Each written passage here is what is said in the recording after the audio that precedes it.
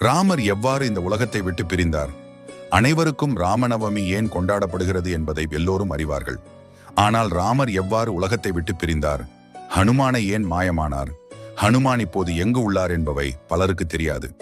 இந்த வீடியோவை ஒவ்வொரு ராம பக்தரும் ஹனுமான் பக்தரும் கடைசி வரை பார்க்க வேண்டும். ராமர் ராவணனை வதம் செய்த பின்பு திரேதாயுகம் முடியும் நேரம் வந்தது. ராமரின் அவதாரம் முடிவடையும் நேரம் வந்தது.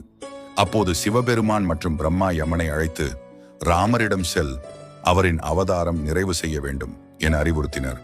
ஆனால் யமன் எவ்வளவு முயன்றாலும் ராமரிடம் செல்ல முடியவில்லை. ஏனெனில் ஹனுமான் சிவபெருமானின் அங்கமாகியவர் எப்போதும் ராமருக்கு காவலராக நின்று யாரையும் அருகில் செல்ல விடவில்லை.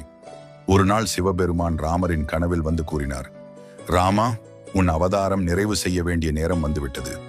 யமன் வெளியே காத்திருக்கிறார், ஆனால் ஹனுமான் அவரை தடுத்து நிற்கிறார். ராமர் உணர்ந்தார். மறுநாள் ராமர் சீதை கொடுத்த மோதிரத்தை ஒரு துளையிலே தவறவிட்டார். அப்போது அவர் ஹனுமானை அழைத்து, ஹனுமா, சீதை கொடுத்த மோதிரம் தவறுதலாக இந்த துளையில் விழுந்துவிட்டது. நீ அதை எடுத்து வர முடியுமா என்று கேட்டார். ஹனுமான், பிரபு, நீங்கள் ஆணையிட்டால் போதும், எதையும் செய்வேன் என்று கூறி தன் உடலை எறும்பளவிற்கு சிறிதாக்கி அந்த துளையில் நுழைந்தார். அந்த துளை பாதாள உலகத்துக்கு சென்றடையும். அங்கு நாகராஜாவிடம் மோதிரம் குறித்து கேட்டார். நாகராஜர் ஹனுமானை ஒரு அறைக்குள் அழைத்து சென்றார். அங்கு 1 அல்ல 2 அல்ல, லட்சக்கணக்கான நகைகள் மற்றும் மோதிரங்கள், பொற்காசுகள் நிறைந்திருந்தன. ஹனுமான் அதிர்ச்சி அடைந்து, நாகராஜா, எனது ராமரின் மோதிரம் எது? நாகராஜர் விளக்கினார். திரேதாயுகத்தில் ராமர் பிறந்தார். ஒரு மோதிரம் பாதாளத்தில் விழும்போது ஒரு வானரன் அதை தேடி வருகிறான். இந்த முறையே 1000 கோடி மோதிரங்கள் இங்கு வந்துள்ளன.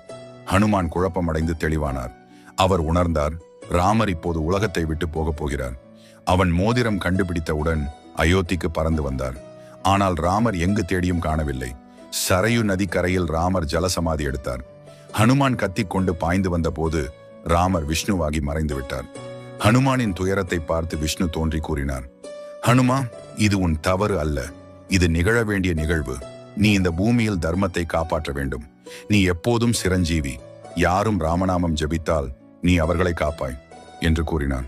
ஹனுமான் அதற்கு கட்டுப்பட்டு மோதிரத்தை விரலில் அணிந்து இமயமலையில் ராமநாமம் ஜபித்து வருகிறார்.